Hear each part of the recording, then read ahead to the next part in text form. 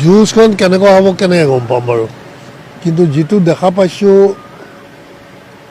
হাৱা বতাহ যুঁজটো হ'ব, কিন্তু বিজেপিয়ে যিমান আশা কৰিছিলে, যিমান সুপ্ৰিমেচি থাকিব বুলি ভাবিছিলে এইবাৰ নিৰ্বাচনত, সিমানটো সুপ্ৰিমেচি মেইনটেইন কৰিব পৰা নাই যেন লাগে। কণ্টেষ্টত আহিছে, যিহেতু আগতে কণ্টেষ্টতে নাহিছিল।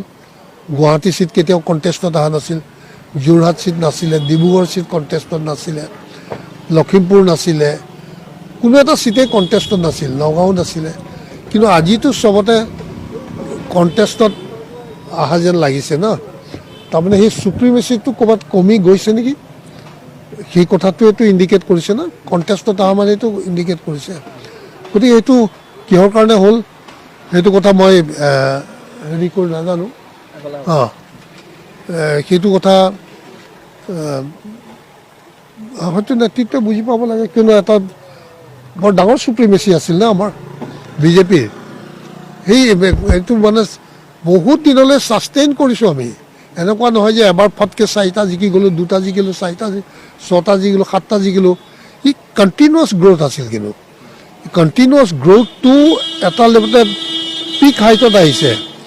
পিক হাইটটো মেইনটেইন কৰিব পৰাকৈ আমাৰ নেতৃত্বই কামো কৰিছিলে, কিন্তু আজি মেইনটেইন কিয় হোৱা নাই, কণ্টেষ্টত কিয় আহি গ'ল, সেই কথা চবটো এনালাইচিছ কৰিব লাগিব না। আপুনি ক্ষোভিত নেকি বাৰু? মইতো ক্ষোভিত মানে মোৰ ব্যক্তিগত ক্ষোভ এটা, মানে কি মোৰ ব্যক্তিগত কোনো ক্ষোভ নাই। মই ঠিক আছে লাষ্ট বিচাৰিছিলোঁ, নিদিলে নাই, একো নাই।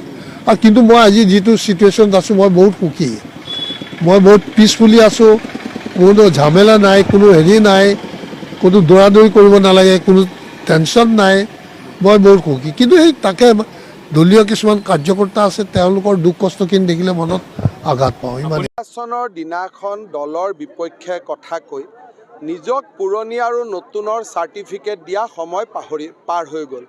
মই আশা কৰিম যে আমাৰ দলৰ ৰাজ্যিক সভাপতিয়ে এই ক্ষেত্ৰত ৰাজেন গোহাঁই ডাঙৰীয়াৰ বক্তব্য তেওঁ ৰাষ্ট্ৰীয় অধ্যক্ষলৈকে প্ৰেৰণ কৰিব আৰু ৰাষ্ট্ৰীয় অধ্যক্ষই যথোচিত সিদ্ধান্ত ল'ব।